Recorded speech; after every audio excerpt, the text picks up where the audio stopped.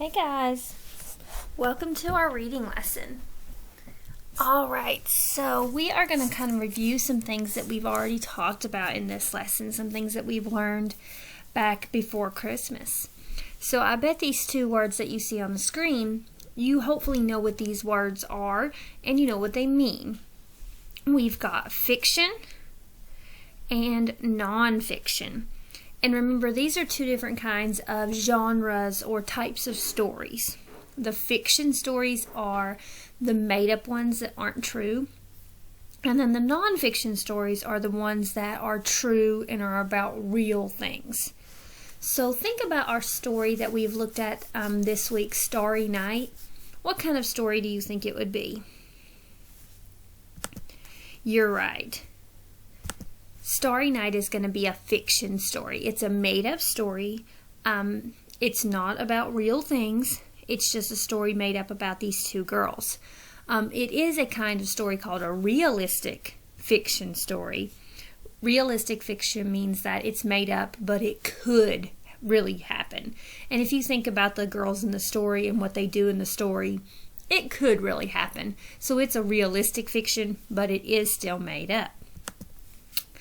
Alright, and fiction stories, pretty much almost every fiction story is going to have some of the same things. They're going to have characters, and if you remember, characters are the people or the animals that are in the story. They're the ones doing stuff in the story.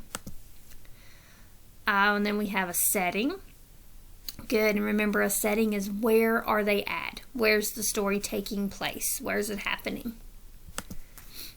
Good, and stories also have a problem. If you remember a problem, almost every fiction story is going to have a problem.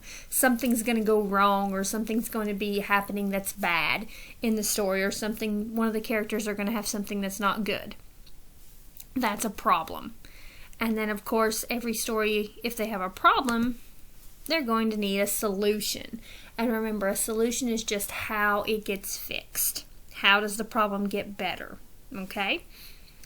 Alright, so let's look, and I know these words should hopefully sound familiar to you guys because these are things that we learned way back before Christmas about characters and setting and problem and solution. And I bet this little thing here kind of looks familiar too. This is called a story map, and it's just where we list the characters and the setting and the problem and solution for a story. And we are going to think about the story Starry Night, and we're going to work on this one together. And then I'm going to read you the next story that we're going to work on this week, and you're going to do one on your own. So let's practice this one together so you'll be ready when we do it on our own. Alright, so let's think about characters. Remember, the characters are the people in the story. It's who the story's about. So, in this story, the main characters are Josie, Ling, and Josie's dad. Those were kind of the main people that did stuff in the story. There was also a teacher, but he was only on that first page, so I'm not counting him as a main character. Just the people who are in the whole story, pretty much. So that was just Josie, Ling, and Josie's dad. Alright, if you remember the setting is where are they at? So, the setting is in Josie's backyard. That's where most of the story happened. Yes, on the very first page they were also at school, but again, it was just a teeny bit of the story. Most of the story was in Josie's backyard, so I'm just talking about what most of it was at. I don't have to list all of them, just the main part.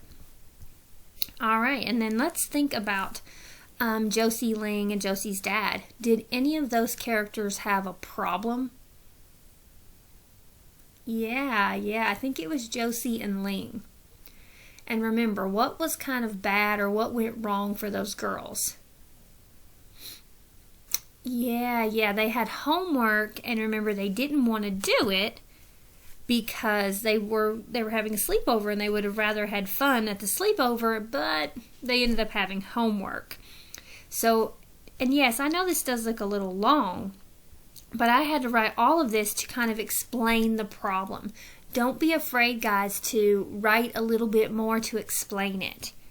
The better that you write and explain, the better people will understand.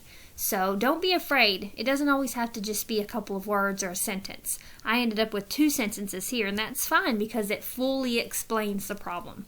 It really tells people what's going on and what the problem is, so they will really understand. So the girls are excited about having a sleepover, but their teacher gave them homework. The girls would rather do fun stuff at the sleepover than do their homework. Of course, most kids would want to do that, right? Good. So let's think about these girls having to do homework at the sleepover. That's their problem. What's the solution? How does it get fixed? How does it get better? Oh yeah, if you remember, the girls realize that looking at the stars is actually fun. And then they don't mind doing their homework anymore because they have a good time looking at the telescope and looking at the stars, don't they? Yeah, they actually realize it's actually really fun. So that solved their problem. It wasn't a problem for them to do homework anymore because now they like it. So very good, very good. I do want you to realize that on all of these, I did make sure that I wrote them in a sentence. Sentences have capitals and end marks, and sentences tell a complete idea. For example, with the characters, instead of just saying Josie Ling, Josie's dad, I wrote it in a sentence. The characters are Josie Ling and Josie's dad. Instead of just saying their names, that wouldn't have been a sentence. Same thing in the setting. I could have just said Josie's backyard. But Josie's backyard isn't a complete sentence. You have to have all of that together to make a complete sentence. So the setting is in Josie's backyard. That's a complete sentence. I did the same thing down here. I made sure I wrote good, complete sentences that explained everything. That's important because when I read you the new story in just a second, you are going to do one of these story maps on the new story. And when you do it, I really would like it to be written in complete sentences that explain everything completely. You will get a better grade if you make sure that you do those things, okay? Alright, so let's get into the story.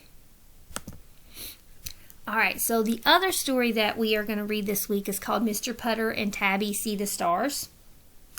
And Mr. Putter is this man, and Tabby is his cat. A lot of you guys have cats, so you'll kind of recognize Mr. Putter, his love for his pet Tabby here.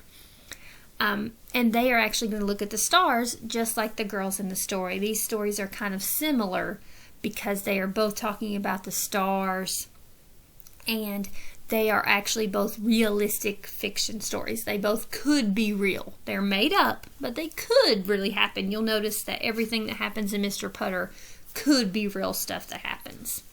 So let's go ahead and read Mr. Putter and Tabby See the Stars.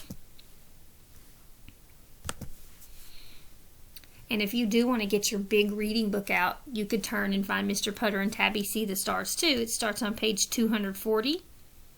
And you could follow along and look at the pictures in your book too. Chapter 1, Logs. Mr. Putter and his fine cat Tabby loved to sleep. They could sleep anywhere. They slept in chairs, in swings, in cars, in tubs, and sometimes in the laundry room. Mr. Putter and Tabby also slept in a bed. Of course, most of the time sleeping in a bed was just fine. Mr. Putter plumped his pillow and Tabby squished hers, and then they slept like logs. But one night, one of the logs could not sleep.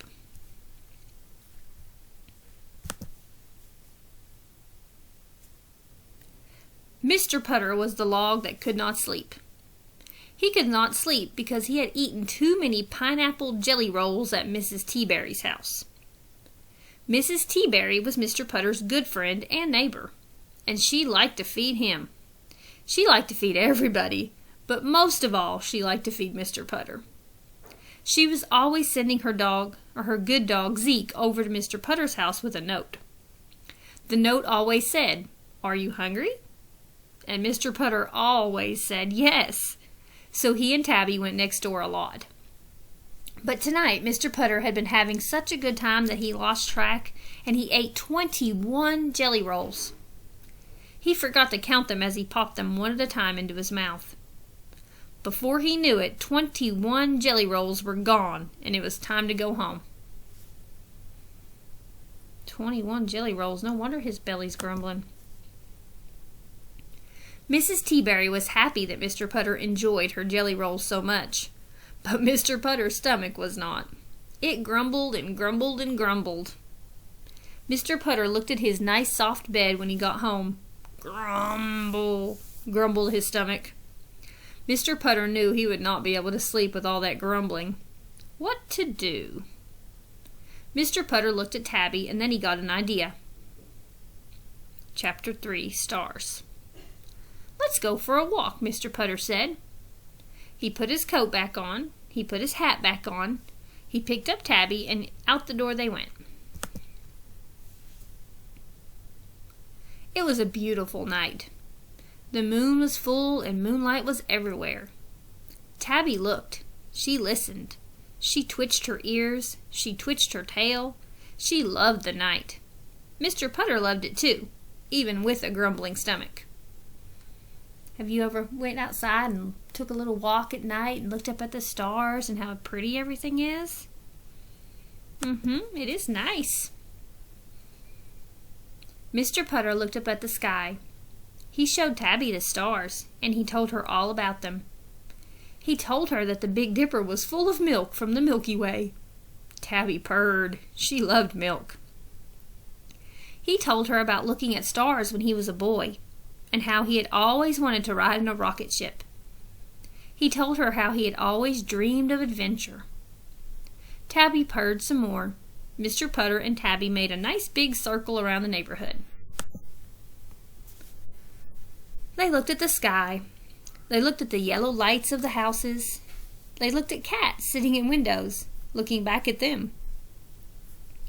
And when at last they circled back home, they stopped in front of Mrs. Tea-Berry's house. Mrs. Tea-Berry and Zeke were out front on the lawn. "Mrs. Tea-Berry, what are you doing up?" asked Mr. Putter. "Zeke has a grumbling stomach," said Mrs. Tea-Berry. "He ate too many jelly rolls and we can't sleep." Just like Mr. Putter. Mr. Putter and Tabby were delighted. They sat on the lawn with Mrs. Tea-Berry and Zeke. Mr. Putter's stomach and Zeke's stomach talked to each other, while Mr. Putter and Mrs. Tea-Berry talked to each other. They told stories in the moonlight. They told secrets. They made each other laugh.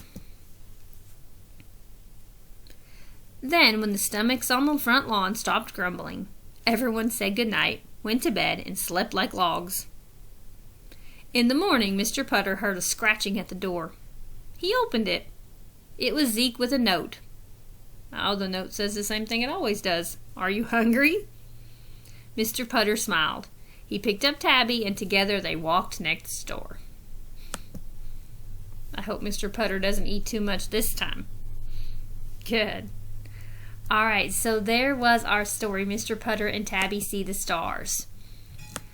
You should probably reread it to yourself, look back through it, and then you should be ready to fill out the characters and the setting and the problem and the solution.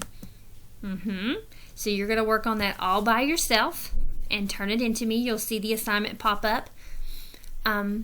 If you have any help, or if you need any help, remember, goodness, I'm tongue twisted. If you need any help, remember, you can call and I can help you with this assignment, okay? All right, I'll see you guys later.